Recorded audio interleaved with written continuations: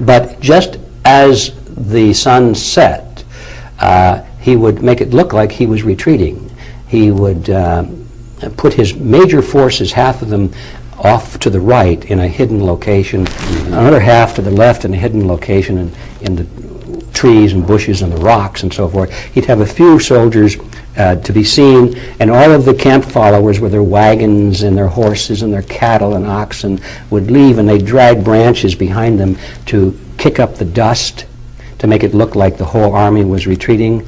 And and they would do that, I said in the evening. Actually, that's not correct. They do that as the sun was coming up, so that the enemy who was waiting for the sun to come up say, they're retreating. The cowards are retreating. Let us attack. Let's go for it. Go for it. So they would come galloping down right into the position of indefensible location there, and of course they'd be trapped by both sides. So this is not original with Lenin. It was taught by Tamerlane. Sun Tzu taught it in his famous little treatise on art of warfare. But Lenin applied it to the strategy of diplomacy and politics. Wow. You see.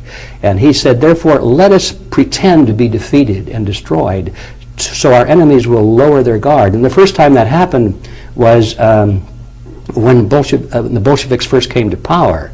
The economy was in a terrible state. The people were starving, they couldn't produce anything, and they desperately needed money from the West. And so Lenin called his followers together and he said, all right, comrades, we gotta drop our rhetoric for a while. We gotta quit talking about killing the dirty capitalists. He said, we all know we're gonna do that someday, but for now we need them. So let's open a hand of friendship to them and talk about free markets and investments and so forth. This was way back in 1917, all right? This is way, way back. And it worked. And of course the West came in with money and investments, and then after a while they built their industry up. They saved themselves from collapse so they could stay in power. And this is what he said, do whatever you must do to achieve and maintain power. So they got to that position, and then they changed their voices again and said, okay, we're going to kill the capitalists, and they expropriated all of the property that had been invested and so forth.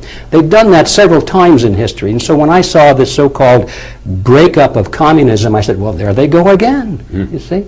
But people don't know this history. They don't know the strategy of Lenin, and so they took it, once again, they took it at face value. Now, you listen to the speeches of these old-time Bolsheviks or communists, so-called Leninists, what they really are, and they'll be talking about how bad Stalin is and so forth, and we're sure glad we don't have that anymore. Oh, by the way, they're rebuilding a statue of Stalin right now in Moscow, so that cycle is about to go through again. What do you know? Yeah, what do you know? Big surprise. Yeah. But they said, we're so glad not to have this old-style communism anymore, and you go on and on and on about free markets and investments and so forth. And then they'll say once in a while, but don't forget, we will never abandon the principles of our great leader, Lenin. Well, not one person in 1,000 knows what that means. If you know the principles of the great leader, Lenin, what he's really saying to his followers is, hey, comrades, this is the game we're playing. We're going through this cycle one more time so that we can consolidate our power and lull our opponents into an indefensible position, make them vulnerable so that we can smash them with our clenched fist, is how he used to say. So having said all of that, this is Leninism. It still exists in the world. Not under the name of communism, but under the banner of Leninism. Very interesting. So we had communism, and then Leninism has come to be. And then there was the second branch that we opened with originally, Fabianism. Well, this is the branch of communism that is perhaps the least known in the Western world. And yet it is the most important to us in the Western world because we live in it. It is what is directing our lives. The word Fabianism comes from the Fabian Society, which was formed in England in 1884. Just before the turn of the century, when a lot of these things were happening. Fabian Society. Fabian Socialist Society, they called themselves, and still do. We're still there. There's that socialist word again. Well, they love the word socialist, but they really, in their literature, they talk about it as they should, as collectivist. They say we are collectivists, and sometimes they use the word socialist interchangeably with it. The Fabian Society was named after a Roman general by the name of Quintus Fabius.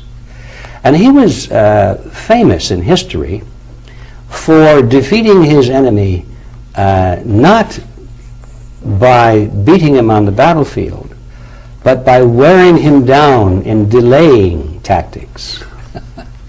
In other words, he would wear his enemy down by refusing to make a frontal engagement against the Carthaginians. That was the main ones that he was, Hannibal and people like that. Wow. And he just kept, delaying, and finally the attacking forces would give up, and they'd say, we can't stay on the battlefield here for years, So they'd go home. And so he was famous for delaying tactics and drawing things out. The Fabians selected him as their symbol or the symbolic name on purpose. They objected to the Leninists, not on the basis of their goals of collectivism, because they agreed with that. They were saying to the Leninists, you people are stupid, you're going about it in the wrong way. You are trying to conquer the world and make a new world order based on the model of collectivism through force and violence and bloodshed and quick revolution. That's the wrong way, they said. The proper way is patient gradualism. They said, let's follow the motto or the tactics of Quintus Fabius and delay so there's no confrontation, and drag it out over a long period of time, and instead of confronting your enemy head on, we will infiltrate his institutions. We will move our people into his government agencies, into his educational institutions, and into his charitable organizations, into his corporations, and we'll gradually convert the world to international socialism in that fashion. This dragging it out sounds like Congress. It is Congress. This is what's been going on in England and in France and in Germany and in the United States. The move toward what they called socialism or communism, they said, would be gradual in such a way that there'd be no violent revolution, but at the end of the line they would have it, and nobody could say it happened on such and such a date. So the Fabians use as their symbol the turtle. That's actually their symbol, to signify coming to power slowly but surely. Now, who are the Fabians? Well, when they were formed, of course, there were such well-known people as Arnold Toynbee, the famous historian, H.G. Wells, there was George Bernard Shaw, Beatrice and Sidney Webb, who were founders of the London School of Economics, which is where President John F. Kennedy went and learned all of these Fabian socialist concepts that he instituted when he was president of the United States. The Fabians work quietly and behind the scenes. You don't hear about them. Not all of the people that practice Fabianism are members of the Fabian Society.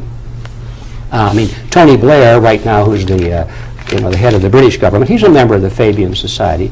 But most of the Fabians in the world are not actual dues-paying members, but they follow the strategy of Fabianism nevertheless. And that is the philosophy that dominates the United States of America.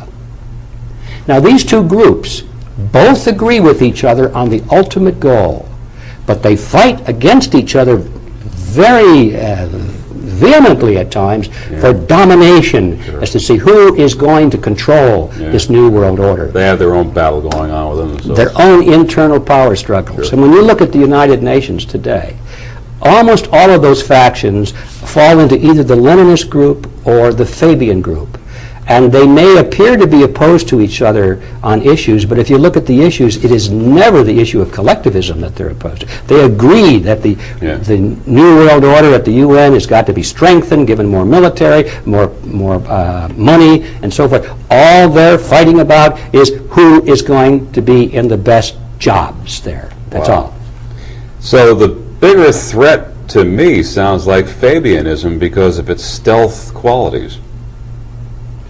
I would say in the Western world it is a bigger threat because the Fabians specialize in countries which have a developed parliamentary system where people are used to voting in their own dictators, I say that advisedly. They got used to that. But the Leninists seem to specialize in countries where self-rule is not generally expected. In other words, third world countries and backward countries where people are quite used to dictatorships, open and above board dictatorships. They wouldn't know what to do with a vote anyway because it's not part of their culture. It'll take a long time before they get there. So where there are parliamentary structures in place and people are used to going and voting for things, that's where you find Fabianism coming to the front, because that's ready-made for their strategy.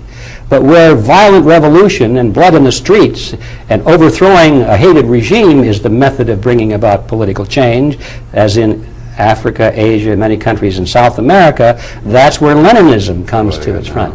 And these are the two factions that dominate the world today. You must understand that reality.